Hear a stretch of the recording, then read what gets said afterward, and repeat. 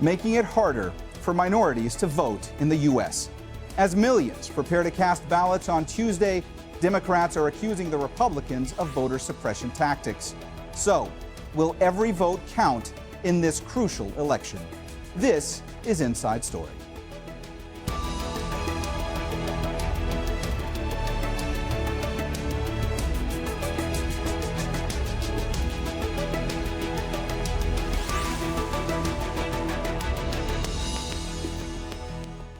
Hello and welcome to the program. I'm Mohammed Jamjoom.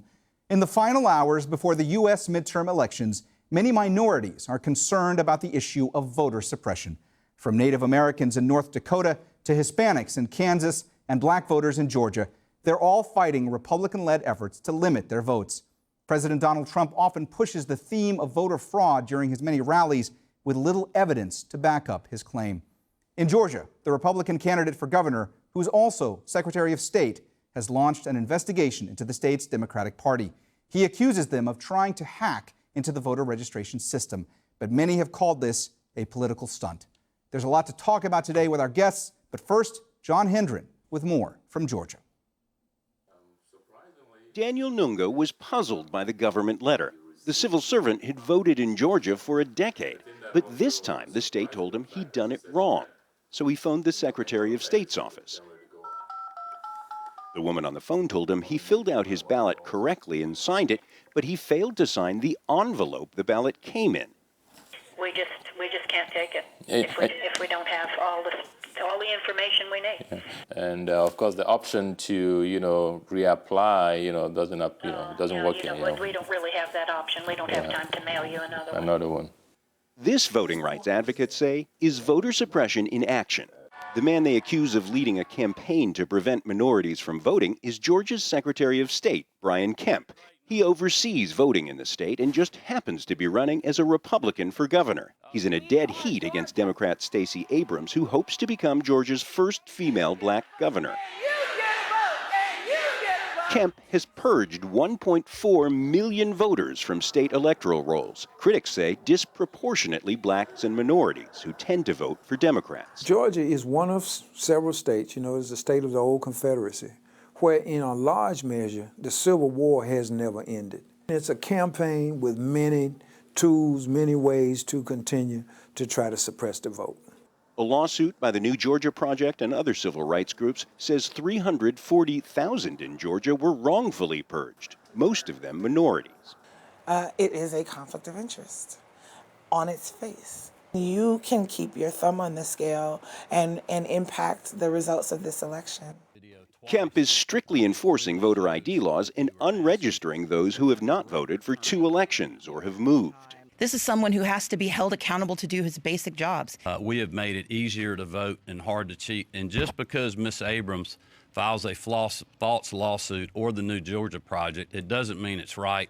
The lawsuit by civil rights groups says similar voter purges are happening in 26 Republican-controlled states across the U.S. At many polling stations, like this one in Atlanta, you can vote early.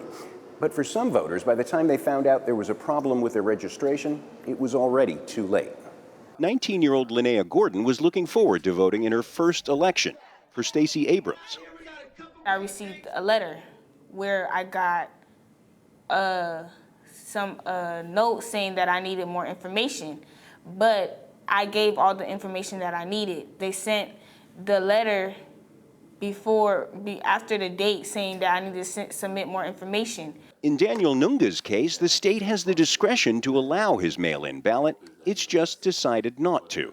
As he phoned KEMP's department, he got one other bit of bad news. And that's the case with mine and my wife's? That is correct, yes. With a few days left till Election Day, his wife will also be notified that her ballot has also been rejected by the state of Georgia. John HENDREN, Al Jazeera, Atlanta.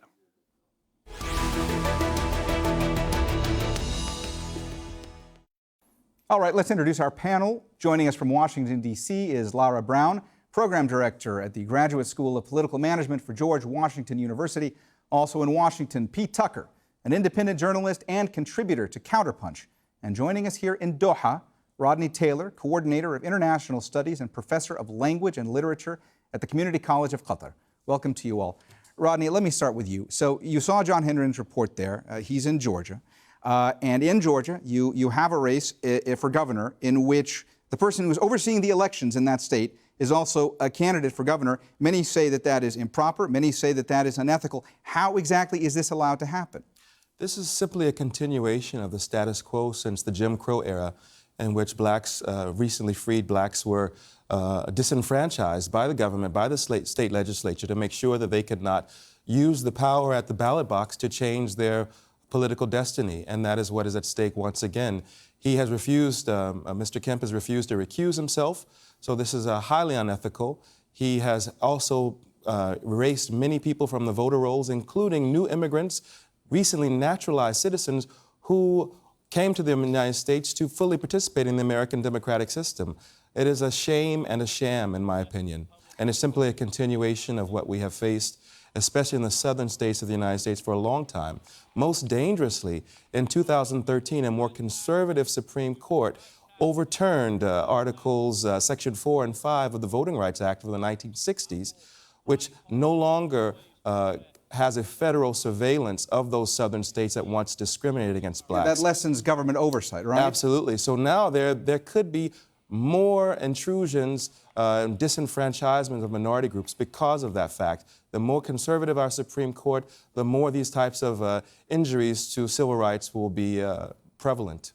Lara, the issue of voter suppression, of course, is being reported, is being talked about much more in this election cycle, but laws that would make it harder for certain groups to vote, I mean, that's really nothing new, is it?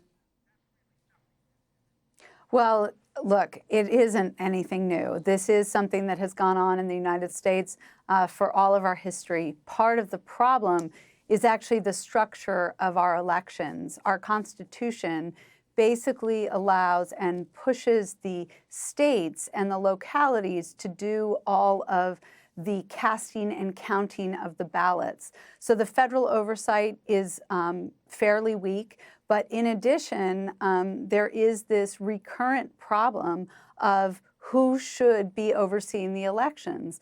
Is it the Secretary of State at the state level, or is it the Secretary of State at the federal level? I'm not so sure that Democrats or minorities would be better off if the Trump administration were overseeing this. So we do have just generally a problem that needs to be worked out. And I agree, a general recusal of those officers who are in place who have a political interest in the election should be sufficient. But we also have Republicans who are filling these seats who seem to have no shame or sort of moral compass when it comes to this. And it's important to know that from my own home state, the Attorney General Jeff Sessions himself was accused of voter suppression when he was the state attorney general in Alabama. And I remember that as a child growing up, the shock of knowing that he was about to presume the position of a federal judge.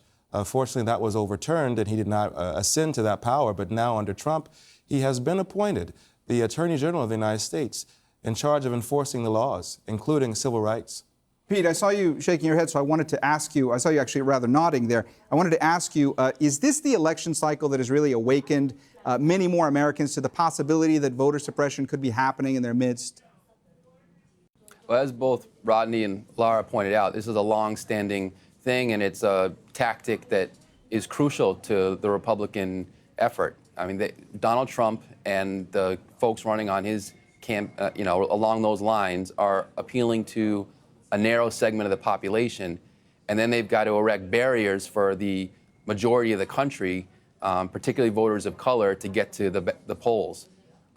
So this is long-standing, but it is, I think, getting a lot more attention today, and it's something that needs to get attention because if you're going to have a democracy, everyone's got to be able to get to the polls, and clearly that's been a real challenge, and there have been serious impediments to particularly voters of color in this country.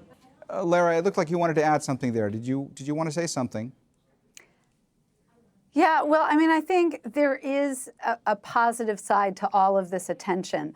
I mean, whatever the downsides are about people having a sense of also being disenfranchised and actually being prevented from voting, there is this other side where the reports about it are so shocking, I think, to many Americans to think that this is still going on in the 21st century, that it could also help to increase some of the vote. I think, you know, when you saw Oprah Winfrey in Georgia talking about the importance of voting and what it meant from a legacy standpoint, I'm not sure that you've had those sort of emotional appeals backed up with kind of this urgency of the moment in a very, very long time. So we might well see kind of, you know, huge minority turnout even despite the obstacles that exist. Rodney, I know you want to jump in. Just let me ask you first, though, if you could incorporate this into your answer. So obviously, President Trump has made himself really front and center in this election cycle. How much of this midterm election is going to be a referendum on him? It depends on the blue wave or the blue tsunami, if you will. I don't expect it to be a dramatic shift from the status quo that we have currently. I think he will continue to rule with his agenda in place. I think that there will be some giveaway with the House of Representatives. But in general, the Senate is the sort of the firewall of American leadership in Congress, and therefore I think he will maintain control. His agenda will continue. The referendum might show up in the sense of this latest Kavanaugh situation with the appointment to the Supreme Court to see how women decide what they're going to do or accept in leadership. The case of the election of McCaskill, Senator McCaskill in Missouri, will also be an interesting litmus test, and she opposed Kavanaugh. Will she be able to maintain her power? So I look at it more broadly as just one more lobby in the midst of a cultural war, if you will, that's undergoing right now in the United States. All right, Pete, many expect that the Democrats will be able to flip the House on this election. If that were to happen, you know, what will they be able to do? How will they be able to counter Trump going forward? Does it depend on how much of a majority they would hold? It does, and I think to Rodney's point, it also depends on the Senate. But I think it's crucial that Democrats move forward, not just on focusing on Trump, which and I think that was the electoral strategy in 2016, but I think really addressing whether it's $15 an hour or Medicare for all or ending the incarceration craziness that has been this country's policy for so long, addressing the policies that really impact people's day-to-day lives or doing everything they can to address it, I think is going to be crucial. I don't think it's enough just to go into 2020 saying Trump and Russia. Well, I think the problem is that we have a president who bypasses all traditional norms for presidency, all sense of decorum and civility. And he bypasses the traditional mainstream media to do that and appeals directly to visceral, emotional, racist reactions from people, and that stirs them up and motivates them to vote.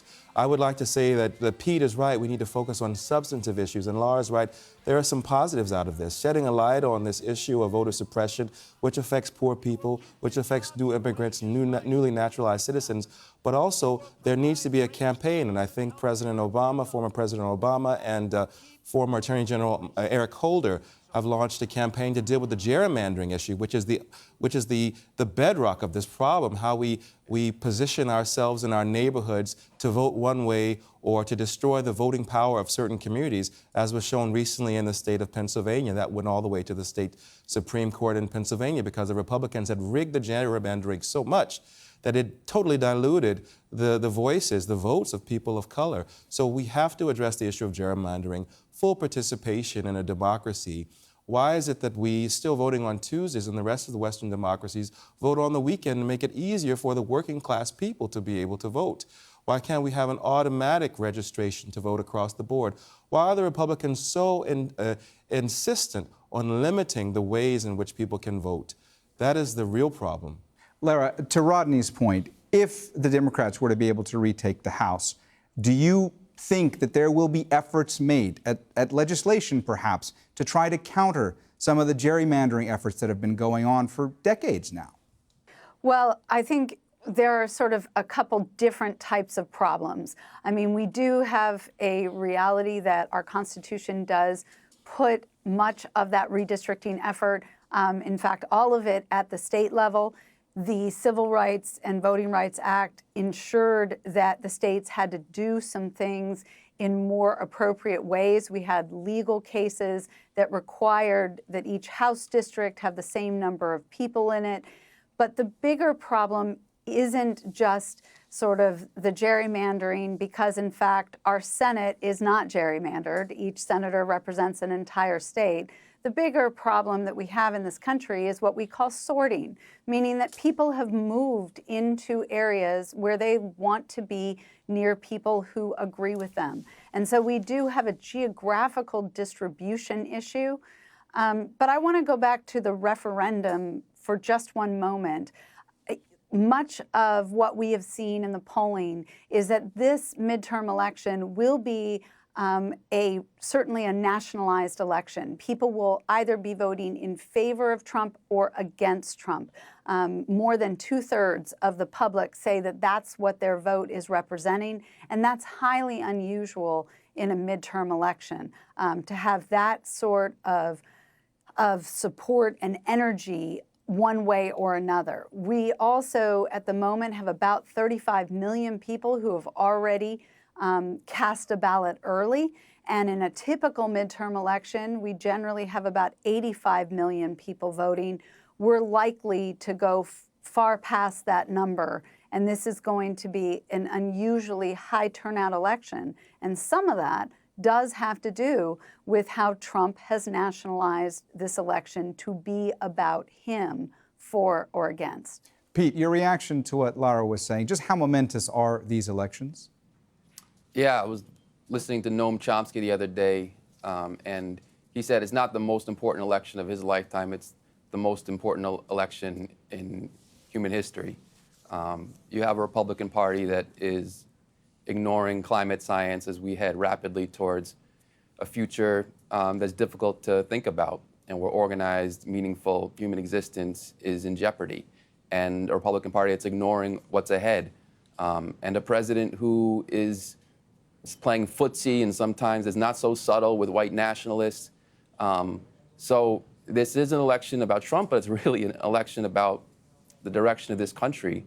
And so, yeah, this is a momentous occasion, and it is heartening to see turnout so high. And I think that hopefully that'll continue. And I think one of the things about polling is often we say, well, who's up, who's down? But at the end of the day, as we saw in 2016, as we've seen in the primaries, particularly when it comes to progressive candidates of color, polling isn't always the best measure, and polls don't vote, people do. So we'll see if this continues, but my hope is that people will continue to step up and vote and send a message that this is not the direction that we want to head in this country. No doubt. I think, as Pete mentioned, it's a very decisive election, especially when you think about the checks and balance system within our American democracy. If the Trump campaign and the Republicans win the House and the Senate, then we have the Congress, we have the legislative branch, we have the executive branch, and we have a conservative Supreme Court also more likely to decide in favor of Republican standards and ideas about constitutional philosophy. So this would be very dangerous for our democratic system to have all three branches of government under one umbrella, if you will. Lara, I mean, to expand on what Rodney was saying, I mean, if the Republicans were to keep the House and the Senate, what does this mean as far as what Trump will do going forward? Won't he just be more emboldened? I mean, would the last 2 years, you know, this is purely speculation, but would the last 2 years from your point of view essentially look like child's play compared to what he might feel emboldened to do?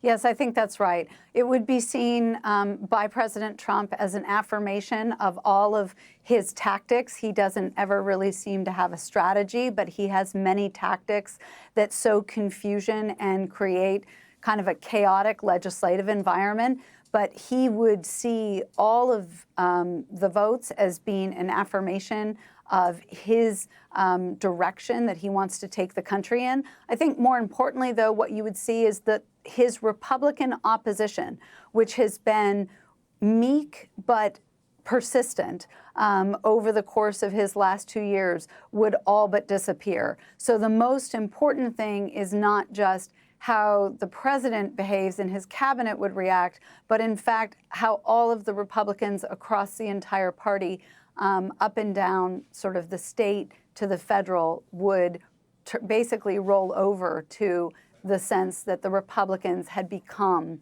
Trump's party. Pete, many Republicans have questioned why President Trump isn't running more on the strength of the economy in the U.S. at this particular moment. But others say, look, the reason that the president is relying on scare tactics is essentially to gin up his base. Do you think that is correct? Is that why he is highlighting more the negative than the things that are going well in the U.S. right now? I think Trump is a master at dominating the news cycle. And so when things go away from him and in a direction that he doesn't want, then he's going to reach deep down into that bag. He did that in the primary, and he will appeal in ways we've just never seen I've never seen a president do, to race and even racism. And he will keep the attention on him. And that is, as Lara was saying, it is a disorienting experience, both legislatively and also just as a country. It's hard to think about any issues other than him. But it's crucial that we do, from climate change to the minimum wage to you name it. This is all. It's not just about Trump. It's about all of us. But he's going to make it about himself. And yeah, Rodney, go ahead. He's the chief executive of the nation, and he's also a master of ceremonies. He's a brilliant reality TV show host, so he knows exactly how to appeal to a certain audience, and he has pinpointed exactly who to appeal to get them out to the polls and what issues to touch upon. He has continued his presidency just as he started his candidacy, maligning and desecrating the name of minorities, important politicians like Obama questioning whether or not he was born in the United States, random stereotypes about Mexicans and other peoples and Muslims. This is outrageous, and everyone should be enraged by what he is doing. On the flip side, however, what Trump has massively done is appeal to white rage and white fear about people of color in the United States, which is further polarizing the nation and is not going to give us a better society. Lara, can you envision a scenario by which Democrats retake the House, and yet, because of potentially legislative gridlock, or voters not seeing Democrats doing enough to actually put forth an agenda going forward, that would benefit Trump going into 2020? Well, sure, that is something that you could say happened with both Ronald Reagan and Bill Clinton, whereby in their first midterms, they essentially, lost seats in the House of Representatives. President Clinton, in fact, lost the majority, but they were able to reach across the aisle and start creating legislation and building a record for themselves that helped them win re-election in their campaigns in '84 and '96, respectively. But what you really do with that is you assume that you have a president who can reach across the aisle and be unifying. And I think, as our panelists have so eloquently said, very little of this president is an attempt to reach out to others who are not his base. He has a very difficult time engaging in any sort of presidential unifying type of conversation, rhetoric, or strategy. He just doesn't like the idea of sort of Americans coming together. He is much more interested in driving the wedges between them to divide them further apart. And win at all costs. Win at all costs. Right. It's very dangerous. Well, we have run out of time, so we're going to have to leave it there. So thanks to all our guests, Pete Tucker, Lara Brown, and Rodney Taylor. And thank you, too, for watching. You can see the program again anytime by visiting our website, aljazeera.com. And for further discussion, go to our Facebook page. That's facebook.com/AJ Inside Story. You can also join the conversation on Twitter. Our handle is @AJ Inside Story. From me, Mohammed Jamjoom, and the entire team here in Doha, bye for now.